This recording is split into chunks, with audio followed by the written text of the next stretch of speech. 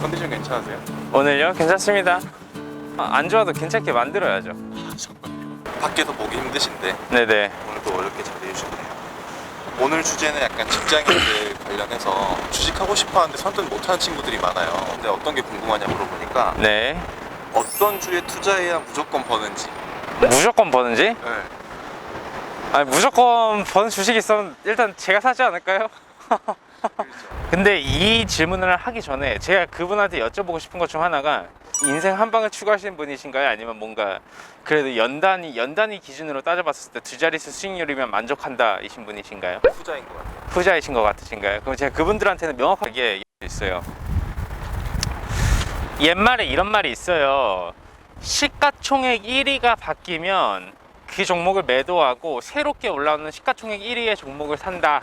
이제 그런 말이 있습니다. 근데 이제 그런 매매 방식보다는 제가 판단하기에 여러분들이 다 아는 기업에 투자해야 돼요.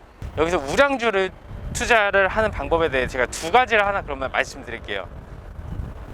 우량주는 첫 번째, 고점 대비해서 마이너스 33% 아니면 마이너스 50%, 즉 반토막이 난 주식을 찾아야 돼요.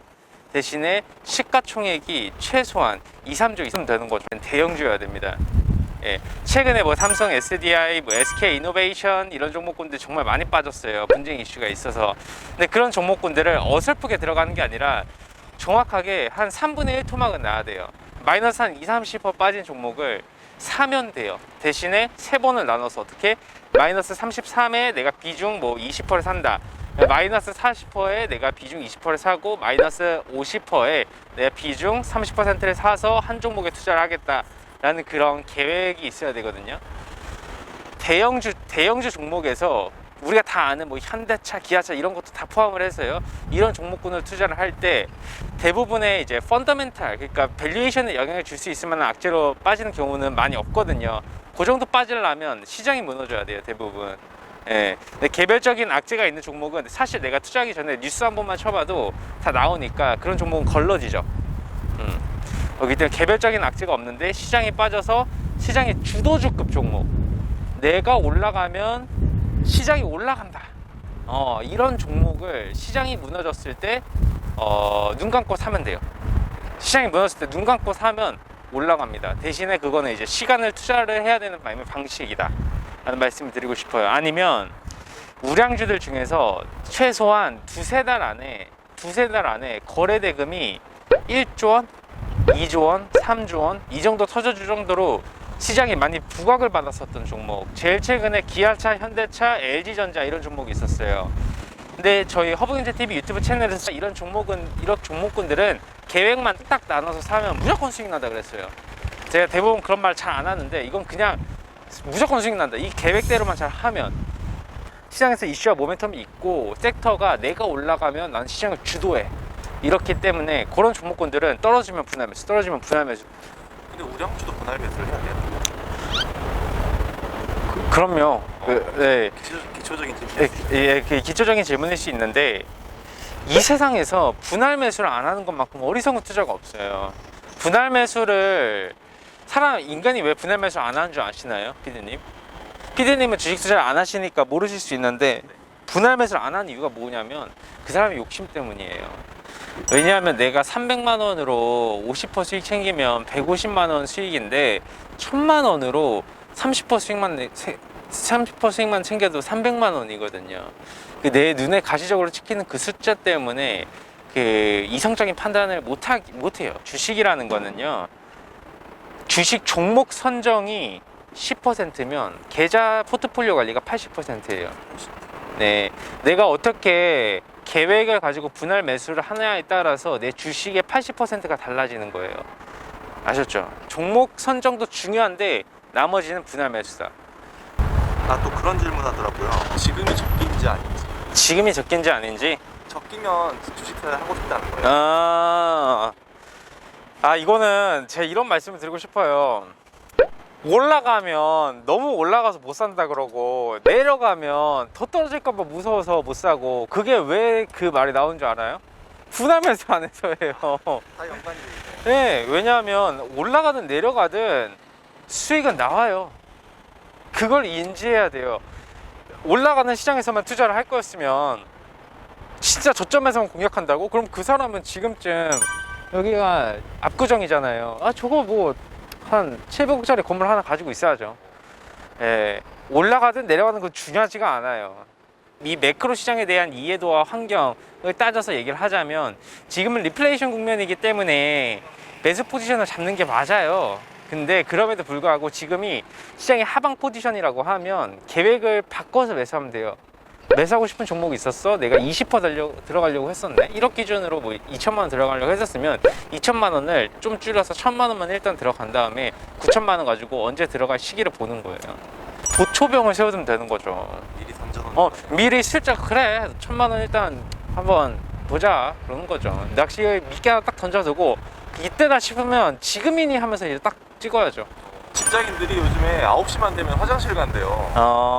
그래서 저한테 말씀 많이 하셨던 게 네네. 주식이 대응의 영역이라고 하셨는데 네네. 직장인들과 계속 보고 있을 수 없잖아요. 네. 직장인들이 주식 투자를 어떻게 해야 돼요? 9시부터 가서 본다라는 거는 일단 기본적으로 저는 준비가 안 됐다 봐요. 네, 왜 그러냐면 이런 이슈가 있고 이런 모멘텀이 있기 때문에 이 시기쯤이면 움직여줄 수 있다는 걸 모를 수도 있지만 내가 뭐 스탑로스 기능을 쓴다라든지 스탑로스 기능이란 게 자동으로 목표가에 오면 팔게 되거든요.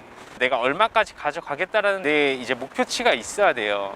그게 뭐 이제 허황된 목표치가 아닌 이상 이제 우량주 투자에서는 그만한 기술적으로 봤었을 때도 충분히 매매를 할 수 있거든요.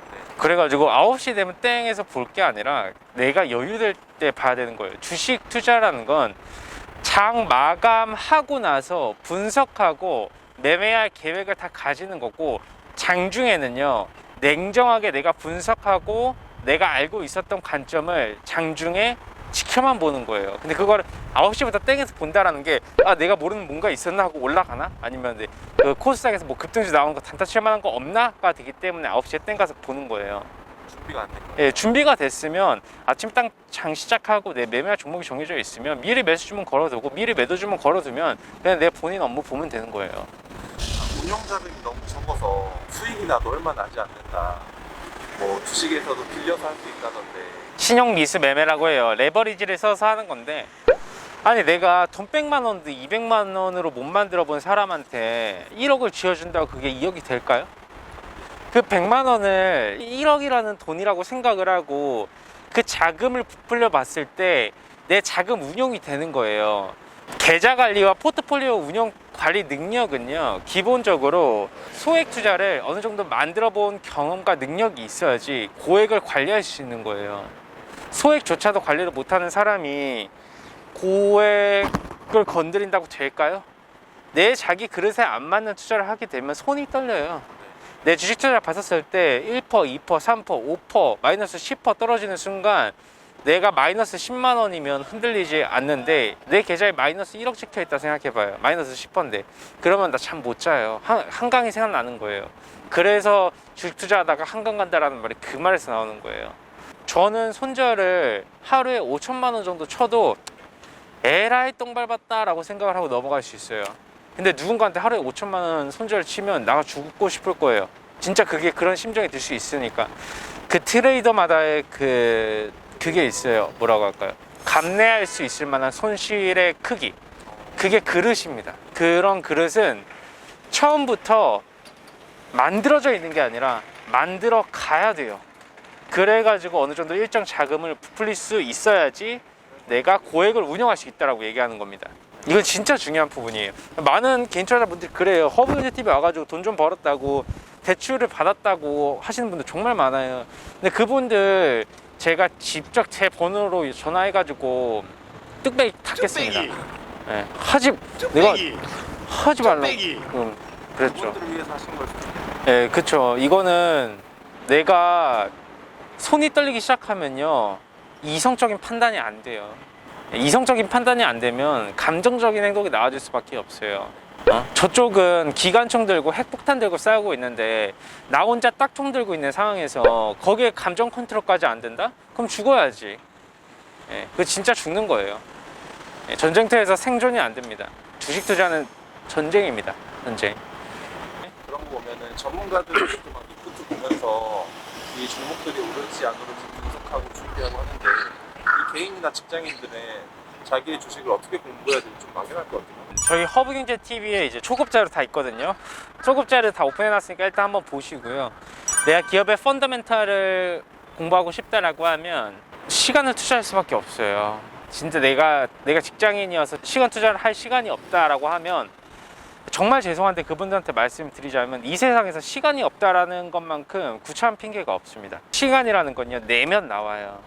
내가 잠깐 커피 한잔 할 시간에 환경 컨센서스 들어가가지고 리포트 하나 볼 수 있고, 리포트 하나 보는데 모르는 단어 있으면 정리해놨다가 퇴근하는 길에 체크해가지고 단어 체크하면 되는 거고, 내가 경제에 대해서 모르겠다라고 하면 내가 아침에 출근길에 뉴스 보면 되는 거예요. 내가 기업의 실적에 대해서 잘 모르겠어. 요즘에 제공해주는 그런 컨텐츠 많잖아요. 실적 공부 한번 해보면 되는 거고, 앞으로 그럼 다음 분기에 실적이 잘 나와줄 종목은 뭘까라고 생각을 한번 해보면 이 경제 시사에 대한 흐름이 명확하게 있으면 알 수 있을 수밖에 없다라는 거죠. 왜냐하면 전문가든 전문가가 아니든 정말 내부 정보를 알고 있는 사람들 빼고는 다 오픈되어 있는 제한된 정보 안에서 그거를 간추려서 옥석 가리기를 하는 거예요. 네. 저라고 다를까요? 아닙니다. 그렇기 때문에 내가 시간이 없어서 직장인이어서, 이게 죄송한데 제 입장에서는 되게 다 핑계예요. 제가 평균 근무 시간이 16시간에서 18시간이에요. 근데 그 시간 동안 주식시장도 보고 이것도 하고 저것도 하는데 항상 최소 저녁 6시 반부터 새벽 1시까지는요 제 종목을 공부해요. 제 신규 종목을 발굴하고 앞으로 섹터는 어떻게 될지 더 체크하고, 시장 공부하고, 더 뉴스 체크하고, 기술적으로 분석하고, 통계치 내보고 그래요. 저만의 시간이에요. 그게 제가 퇴근하고 가지는 내가 주식 투자를 하기 위해 투자하는 나의 시간입니다. 난 장중에도 보고 있는데도 불구하고 노력을 하면 결과물은 따라옵니다. 노력하면 결과물은 무조건 따라와요. 그렇기 때문에 이거 되게 꼰대 같은 말일 수 있는데 하면 다 됩니다. 예. 그럼 마지막 질문 하나. 네네네, 편하게 하시죠, 피디님. 아직도 선뜻 주식 투자를 못하고 있지만은 하고 싶어하는 직장인들이 많은데 네. 그분들한테 좀 해줄 수 있는 이야기 마지막으로. 그분들한테 제가 말씀드리고 싶은 거는 주식 투자는 해야 된다 생각해요. 저는 다른 사람들처럼 주식 투자 뭐 안 했으면 하지 말아라 이 말을 왜 안 하냐면 돈을 벌 수 있는 수단이에요. 내가 노력하면. 그렇기 때문에 해야 돼요. 주식 투자는 깨어있는 사람이라면 더 달려들어서 더 해야 돼요. 그분들한테 조언을 해드리자면 차트 먼저 보지 마세요.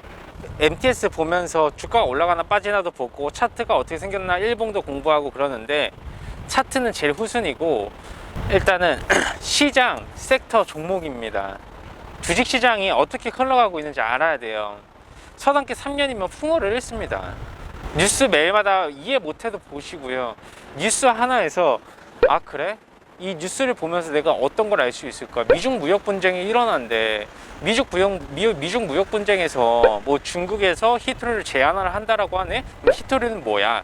히토류에서 제한을 한다라고 하면 그럼 이게 어떤 현상을 만들 수 있는 거지? 그럼 그 현상에 대해서 공부하고, 아 그렇게 되면 이런 기업이 수혜를 받을 수 있겠네? 하면서 시장, 섹터, 종목 순으로 가야 되는 거예요. 자연스럽게 내가 뉴스 하나를 봐도 종목과 연계가 될 수 있게, 이 뉴스 하나에서도 내가 시장을 볼 수 있어야 되고, 이 뉴스 하나에서도 내가 종목이 딱 머릿속에 떠올라야 된다.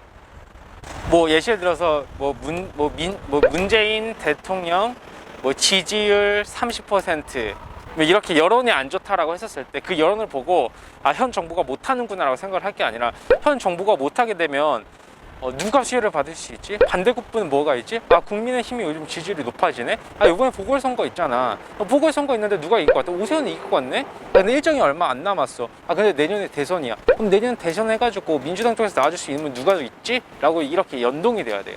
그런 식으로 공부를 해봐야 돼요. 모든 거를 살아 숨쉬는 걸, 내가 걸어다니는 걸, 내가 먹는 거를, 내가 보는 거를, 모든 걸 다 주식하고 연동을 하다 보면 그게 다 주식하고 연동이 됩니다. 그래 맛있는 이 커피 한 잔도 다 주식으로 연동이 될 수가 있어요. 알겠습니다. 네. 오늘 좋은 말씀 감사드리고요. 아닙니다. 네, 감사합니다. 감사합니다, 피디님.